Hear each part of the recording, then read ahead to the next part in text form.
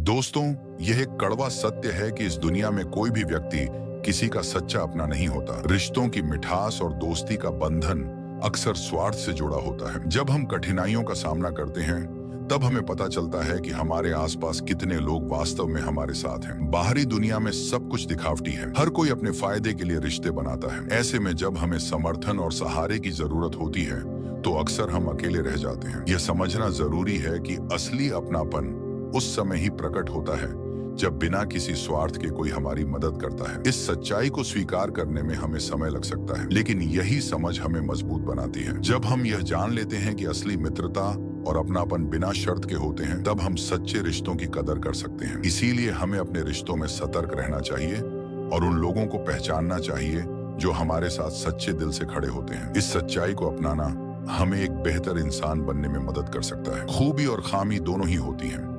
हर इंसान में जो तराश होता है उसे खूबी नजर आती है, और जो तलाश होता है उसे खामी नजर आती। एक शुक्राना, दूसरा मुस्कुराना और तीसरा किसी का दिल ना दुखाना, यही तीन रास्ते हैं सुखी रहने के। जूते में कंकड़, आंख में बाल और शब्दों में कटुता किसी को सुख नहीं पहुंचा सकती। अच्छा इंसान हमेशा दुखी रहता है, और वहीं दूसरी ओर बुरा इंसान हमेशा सुखी रहता है। अगर ऐसा है तो अच्छे कर्मों का अच्छा फल कैसे हुआ, बल्कि बुरे कर्मों का अच्छा फल हुआ। फिर यह कर्मों का सारा खेल क्या है, ये कैसे हम हमारी जिंदगी को प्रभावित करते हैं। अगर हम ये समझ जाएं कि कर्मों का चक्र आखिर चलता कैसे है, तो हमें जिंदगी में सुख मिल सकता है, क्योंकि हम सिर्फ वही काम करेंगे जिससे हमें अच्छा फल प्राप्त हो। दोस्तों, एक नगर में एक व्यापारी रहता था। वह व्यापारी बहुत धनवान था। अपने नगर के बड़े बड़े व्यापारियों में उसका नाम लिया जाता था। अपने नगर में भी उसका बहुत नाम था। धीरे धीरे समय बीतता गया। फिर एक दिन उसके घर एक पुत्र का जन्म हुआ। उस पुत्र के जन्म पर वह व्यापारी बहुत खुश हुआ। उसने अपने पुत्र का नाम समर रख दिया। व्यापारी ने सोचा कि अब उसका पुत्र बड़ा होकर उसके कारोबार को संभालेगा और वह नगर का सबसे बड़ा व्यापारी बन जाएगा। उस व्यापारी ने अपने पुत्र का अच्छे से पालन पोषण किया और उसे अच्छी शिक्षा दिलवाई। समय के साथ समर अब 21 वर्ष का हो गया। समर बड़ा होकर अपने पिता के व्यवसाय में मदद करने लगा। पिता अपने पुत्र को काम में सहायता करते देखकर बहुत प्रसन्न होते। फिर व्यापारी ने अपने पुत्र समर का विवाह एक सुंदर युवती के साथ करवा दिया, जिसका नाम सुमित्रा था। समर विवाह के बाद अपने पिता के साथ व्यवसाय में हाथ बंटाने लगा। कुछ दिनों तक तो सब ठीक चला, लेकिन फिर अचानक समर के व्यवहार में परिवर्तन आने लगा। वह दिन भर अपने दोस्तों के साथ घूमने लगा। समर को जुआ खेलने की बुरी आदत लग गई। अब वह ना तो घर आता, ना ही अपने पिता के व्यवसाय में मदद करता। समय बीतने के साथ समर के पिता बूढ़े हो गए। उनकी सेहत बिगड़ने लगी और व्यापार की देखभाल कम होने लगी। इधर समर का जुआ खेलने का सिलसिला जारी था। व्यापार में धीरे धीरे घाटा होने लगा। समर के पिता ने उसे बहुत समझाया, बेटा, मैंने मेहनत से यह व्यापार खड़ा किया है। अगर तुम इसे नहीं संभालो तो एक दिन सब नष्ट हो जाएगा। ये जुआ खेलना छोड़ दो, नहीं तो तुम्हारे पास कुछ भी नहीं बचेगा। लेकिन समर पर इन बातों का कोई असर नहीं हुआ। वह पिता की बातों को अनसुना कर देता। समय बीतता गया। चंदन के पिता बीमार पड़ गए और उनकी मृत्यु हो गई। पिता की मृत्यु पर भी समर को कोई अफसोस नहीं हुआ। वह मानो खुद को आजाद महसूस कर रहा था। अब उसे रोकने टोकने वाला कोई नहीं था। समर पहले से भी ज्यादा जुआ खेलने लगा। वह एक दिन में ही सब कुछ हासिल करना चाहता था। इस कारण वह बड़े बड़े दांव लगाता।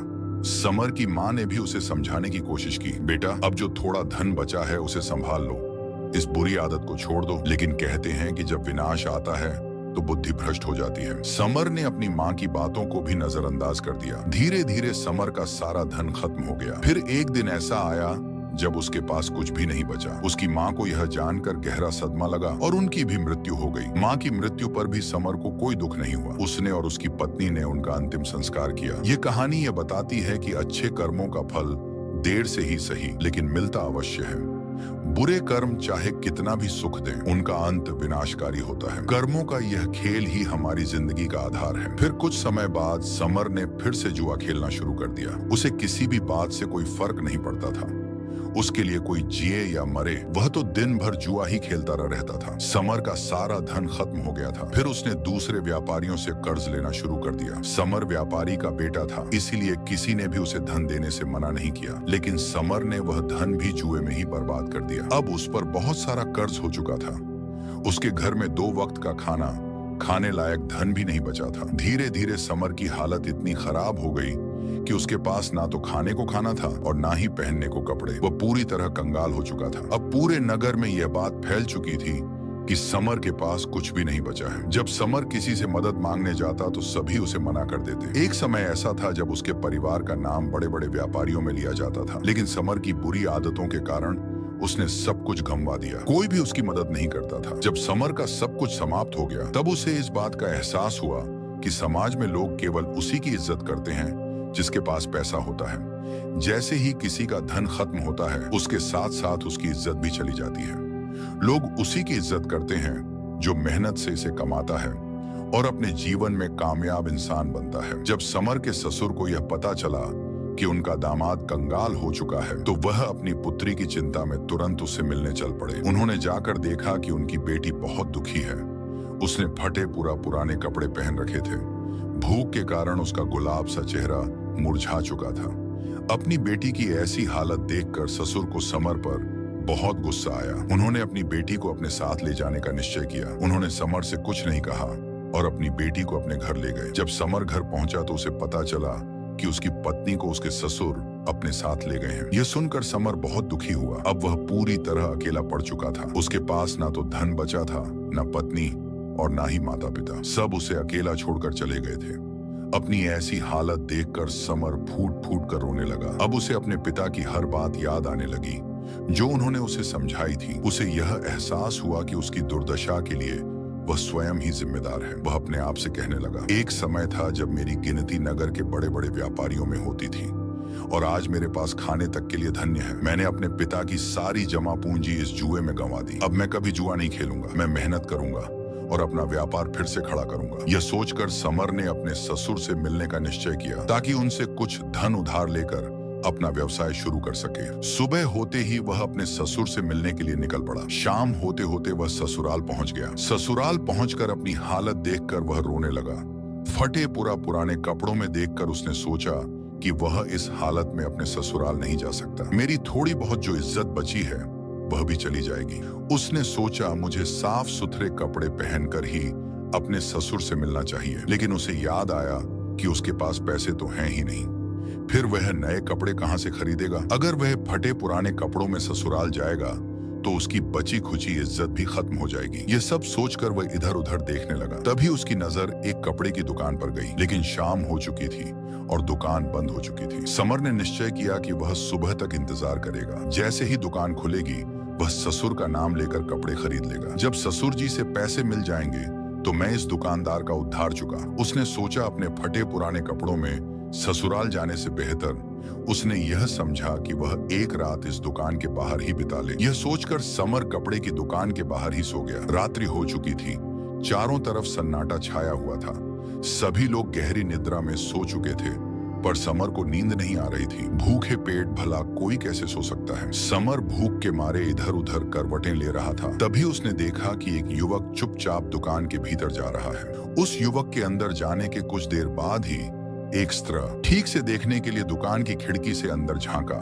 जो उसने देखा वह देखकर उसके होश उड़ गए। वह औरत कोई और नहीं बल्कि उसकी अपनी पत्नी थी। फिर समर ने अपनी पत्नी और उस युवक की बातें ध्यान से सुनी। समर की पत्नी उस युवक से कह रही थी, हे मेरे प्राण प्रिय, मैं तुमसे बहुत प्रेम करती हूँ। मैं तुमसे विवाह करके पूरी जिंदगी तुम्हारे साथ रहना चाहती हूँ। मैंने आज तुम्हें यहाँ राज्य की बात बताने के लिए बुलाया है ताकि हम विवाह के बाद आराम से रह सकें। हमारे पास किसी भी चीज की कोई कमी ना हो। उस युवक ने बड़ी उत्सुकता से पूछा, कौन सा राज्य? तुम किस राज्य की बात कर रही हो? फिर समर की पत्नी ने उस युवक से कहा, मेरे ससुर जी बहुत धनी व्यापारी थे। उनके पास बहुत सारा धन था। उन्होंने अपने जीवन में बहुत कठिन परिश्रम किया था और खूब सारा धन कमाया था। उन्होंने 4 घड़े सोने के सिक्कों से भरवा कर मकान के चारों कोनों में गड्ढा खोदकर छुपा दिए थे।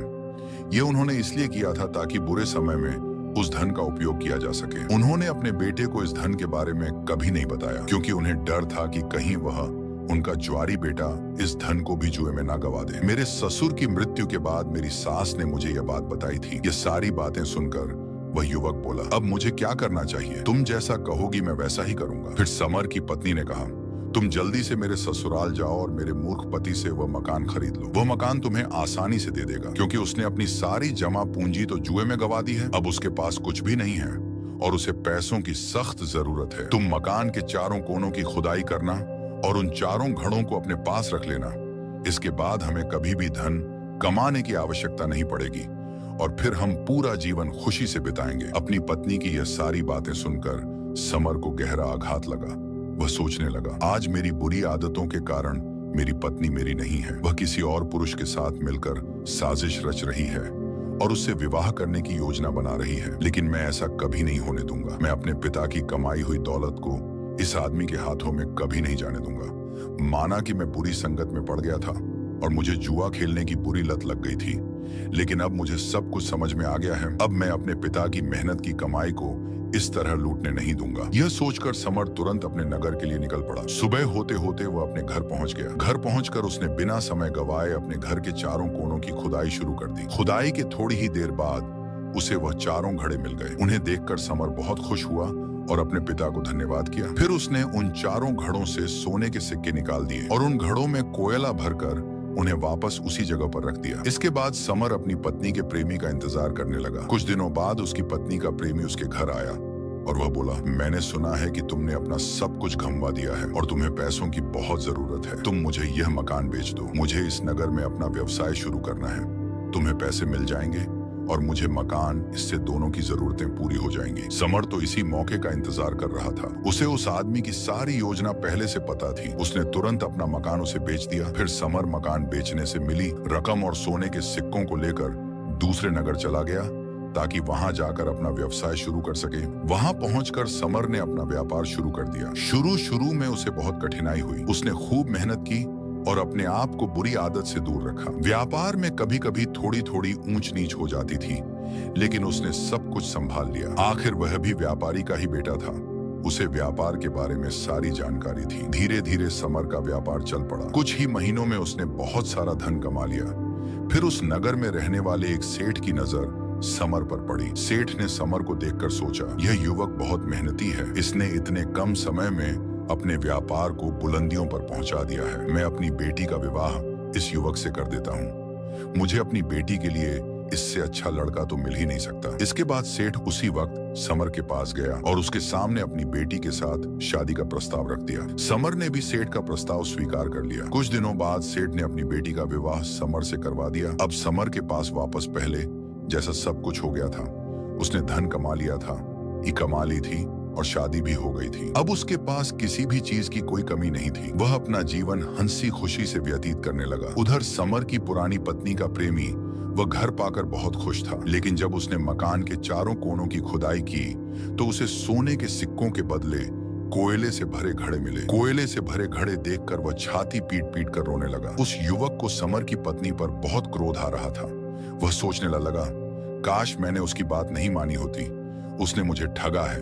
अगर मैंने उसकी बात नहीं मानी होती तो मुझे आज अपना धन नहीं गंवाना पड़ता। ना तो मुझे सोने के सिक्के मिले और ना ही मेरा जीवन भर का धन बचा। इस घर को खरीदने में मैंने अपनी सारी जमा पूंजी गंवा दी। अब मेरे पास कुछ भी नहीं बचा है। मैं तो बिल्कुल कंगाल हो चुका हूँ। उस युवक ने निश्चय किया कि अब वह अपनी प्रेमिका यानी समर की पत्नी को सबक सिखाएगा। वह वापस अपने गांव लौटा और अपनी प्रेमिका को बुलाया। उसने कहा, सुमित्रा, तूने मुझे ठगने की कोशिश की है। मेरी सारी जमा पूंजी बर्बाद कर दी। अब मेरे पास कुछ भी नहीं बचा है।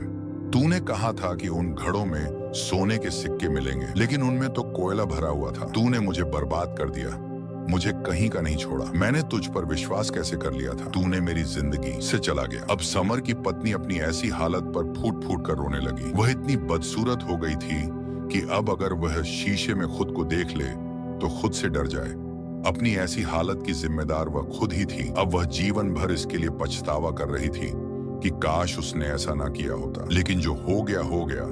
बीता हुआ कल वापस नहीं लाया जा सकता। बस बीता हुआ कल हमें कुछ सिखा कर जाता है। उधर समर ने अपनी गलती से पहले ही सीख ले ली थी। उसे यह एहसास हो गया था कि बुरे कर्म करने पर परिणाम बुरा ही मिलेगा, लेकिन यदि अच्छे कर्म करेंगे, परिश्रम और निष्ठा से जीवन व्यतीत करेंगे तो परिणाम अच्छा होगा। किसी ने सही ही कहा है कि परिश्रम और लगन से ही सफलता प्राप्त होती है। जब तक समर बुरे कर्म कर रहा था, जुए में अपना सब कुछ गंवा रहा था, उसे बुरा फल मिल रहा था। लेकिन जैसे ही उसने यह समझ लिया कि बुरे कर्म उसे बर्बाद कर रहे हैं और उसने अच्छे कर्मों का मार्ग अपनाया, तभी उसे सफलता मिली। इसलिए साथियों, चाहे देर से ही सही, लेकिन बुरे कर्मों का परिणाम हमेशा बुरा ही होता है। जहां तुलना की शुरुआत होती है, वहीं से आनंद और अपनापन खत्म होता है। चील की ऊंची उड़ान देखकर चिड़िया कभी चिंता नहीं करती, वह अपने अस्तित्व में मस्त रहती है। मगर इंसान की ऊंची उड़ान देखकर जल्दी चिंता में आ जाता है। इसलिए तुलना से बचो और खुश रहो। जोश और होश तराजू के दो पड़ों के समान हैं। जब एक बढ़ता है तो दूसरा उसी अनुपात में घटता है। पर याद रहे, सफलता का मूल्य इनके संतुलन में ही है। मरहम लगा सको तो किसी गरीब के जख्मों पर लगा देना। हकीम बहुत है बाजार में अमीरों के इलाज के लिए। हम कितने भी सही क्यों ना हो, फिर भी बेहतरीन के लिए सुधार की गुंजाइश हमेशा बनी रहती है। झूठी कसम से इंसान तो नहीं मरता, लेकिन भरोसा जरूर मर जाता है। दोस्तों, यह कहानी आपको कैसी लगी है? एक प्यारा सा कमेंट करके जरूर बताएं। और यह वीडियो आपको पसंद आया है तो वीडियो को एक लाइक करके चैनल को सब्सक्राइब जरूर करें। तो मिलते हैं अगले वीडियो में। तब तक अपना और अपनों का ख्याल रखें। धन्यवाद। संगीत।